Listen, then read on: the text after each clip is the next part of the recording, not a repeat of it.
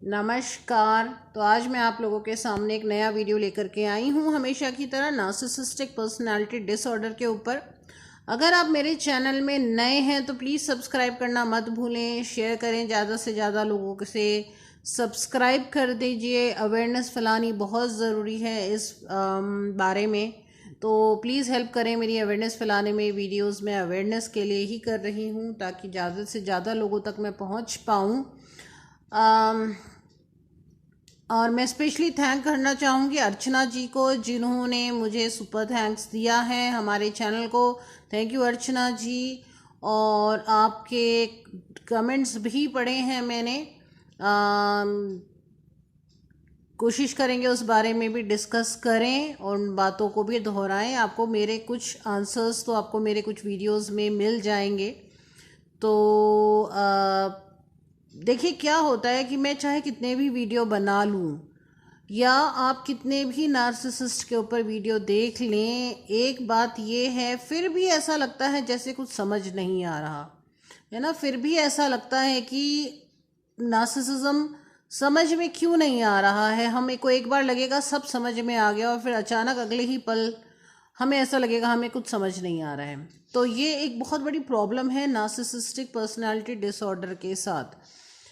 ये प्रॉब्लम क्यों होती है और कैसे हम नार्सिसिस्ट को समझ के ख़त्म करें इस चैप्टर को। कि देखिए गोल गोल हम इसी को समझते रहेंगे समझते रहेंगे समझते रहेंगे तो ये कभी भी समझ में आएगा नहीं।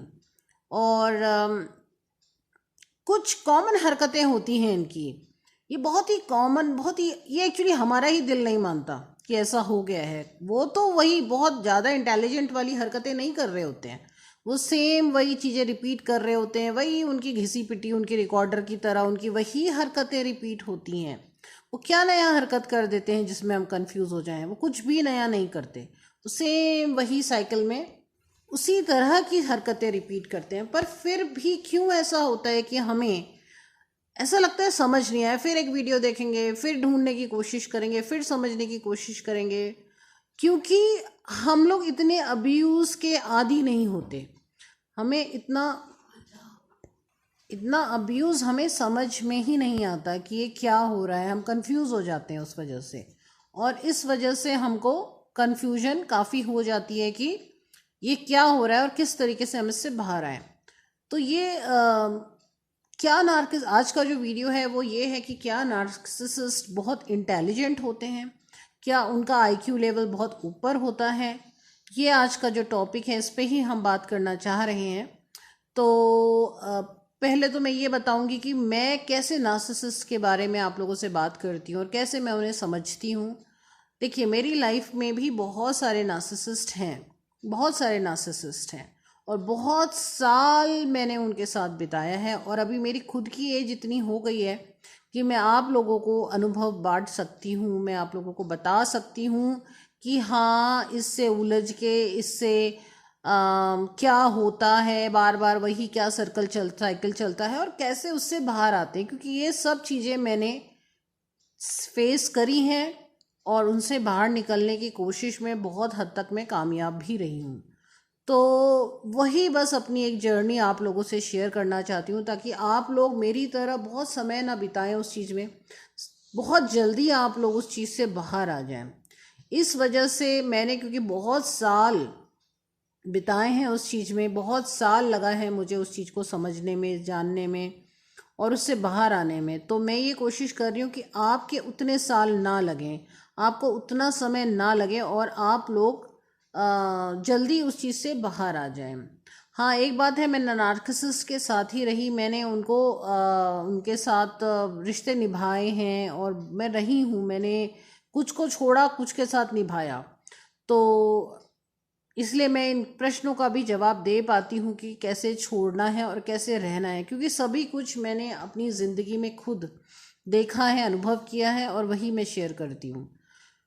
तो बाकी मैं साइकोलॉजी भी किया हुआ है और मैंने इस पे कोर्स भी किया है। तो एक पढ़ाई की बात करें तो वो एक उस तरीके से भी किया है, बट सबसे पहले जीवन के मेरे खुद के अनुभव हैं।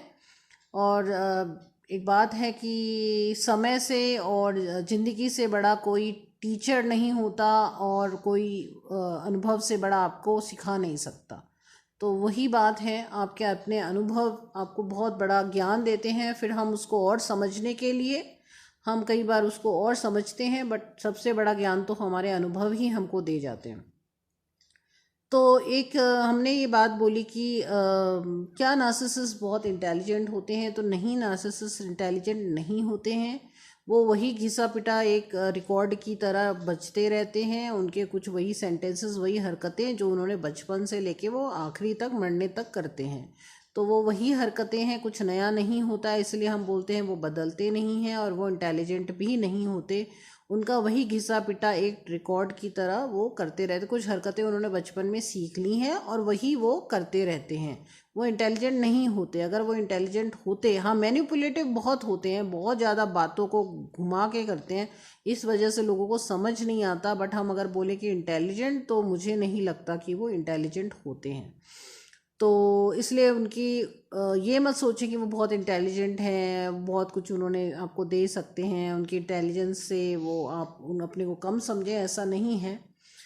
हाँ, वो बोलते बहुत ज़्यादा हैं और अपने को बहुत बढ़ा चढ़ा के बोलते हैं, झूठ बहुत बोलते हैं, इस वजह से हम उनकी बातों में फंस जाते हैं। ये एक बात है जिसको हमें एक बार वो उन्होंने आपके साथ हरकतें कर दी, तो आप उसको मान लीजिए और वो वैसे ही हरकतें करेंगे, इसको आप स्वीकार कर लीजिए। स्वीकार करना, प्रॉब्लम कहाँ रही है, हम स्वीकार नहीं कर रहे हैं कि हमारा कोई बहुत खास रिश्ता ऐसा हो गया है, ये इतना खास रिश्ता हमें अब्यूज़ कर सकता है, हमारा शोषण कर सकता है, रक्षक ही भक्षक बन गया है, मानने को तैयार नहीं है। तो इसी वजह से ही सारी प्रॉब्लम हो रही है। तो आप इसको मान सकते हैं, मान सकते हैं तो मान लीजिए, इसके अलावा कोई रास्ता तो है नहीं, है ना। तो इसको मानना ही एकमात्र उपाय है। और ये समझ लीजिए कि हमें अभी दिखाई दे रहा है वो इंसान, उसका बचपन क्या पता बहुत ज़्यादा संघर्ष में बीता है, या उसके बचपन में उसने बहुत ज़्यादा ऐसे माहौल में रहा है जहाँ मैनर्स बिल्कुल नहीं सिखाए जाते थे, जहाँ बिल्कुल भी किसी को कोई तरह की तमीज़ नहीं थी, तो वो उसने वही चीज़ चारों तरफ देखी और सीख लिया। आप एक समझिए कि आप कभी ऐसी जगह जाते हैं जहाँ कुछ होते हैं लोग, बहुत बिल्कुल ही तमीज़ नहीं होती उनको, अब हम उन पर क्या रिसर्च करें, क्या समझने की कोशिश करें। उनको कभी किसी ने तमीज़ सिखाई ही नहीं है, उन्होंने कभी वो चीज़ देखी ही नहीं है, और वो उसी माहौल में जब बड़े हो गए हैं तो वो इतने पक गए हैं उस चीज़ में कि अब वो आगे जाके तमीज़ सीख नहीं सकते। और दूसरा कोई है, दूसरे कल्चर से आया है, जिसे बहुत तमीज़ है, मॉरल्स हैं, बहुत उसके अपने एक विचारधारा है, अब नहीं बैठता है मैच वहाँ पे। तो अब कई बार ऐसा भी देखने में आया कि पहले कुछ नार्सिसिस्ट हमने ऐसे भी सुने हैं जो ऑर्फनेज में, यानी अनाथालय में पले, उन्होंने वहाँ कोई मैनर्स नहीं सीखे, उनको कोई उनके माँ बाप उनको सिखाने के लिए नहीं थे, आगे जाके पढ़ लिख करके एक अच्छी जॉब में लग गए, तो वो आपको अचानक से दिख रहे हैं कि वो सक्सेसफुल हैं। बट आपको ये नहीं पता कि उसके बचपन में क्या संघर्ष रहा, और उस बचपन में उसने कुछ भी नहीं सीखा, और सिवाय कुछ गलत हरकतों के उनको कुछ भी नहीं सीख पाए। तो वो आज की डेट में कमाते हुए आपको दिख रहे हैं। एक नौकरी से आप या पैसों से किसी के रुतबे को मत आंकिए, ये बहुत ज़रूरी है, क्योंकि कई बार वो जना आधी लाइफ में अच्छा पढ़ लिख करके नौकरी कर लेता है, ऐसा है, तो हम वहाँ से उसे आंक लेते हैं कि आज वो ठीक ऐसा दिख रहा है। उसके बचपन में जाना बहुत ज़रूरी है, उसके क्या उसका पास्ट रहा, उसकी हिस्ट्री क्या रही, वो जानना बहुत ज़रूरी है। और वहीं से आपको समझ में आएगा कि वो सिर्फ कुछ गलत आदतों का शिकार है। बाकी नार्सिसिस्ट में कुछ भी आप रिसर्च नहीं कर सकते, वो रिसर्च का टॉपिक ही नहीं लगता वो। पर हम क्या कर रहे हैं, अभी से देख रहे हैं बस उसको, और इस वजह से हम कंफ्यूज हो चुके हैं। तो इस कन्फ्यूजन को दूर करने के लिए ही मैंने ये वीडियोस बना रही हूँ, और मैं कोशिश करूँगी आपकी कन्फ्यूज़न कुछ हद तक मैं कम कर पाऊँ, और कोशिश शायद मेरी कुछ हद तक आप लोगों के पास आपकी कम कर पाऊँ, यही मेरी कोशिश रहेगी। और बाकी मैं वीडियोस लेके आपके पास आती रहूँगी। और अभी का वीडियो मैं यही ख़त्म करती हूँ, तो अगले वीडियो तक के लिए नमस्कार।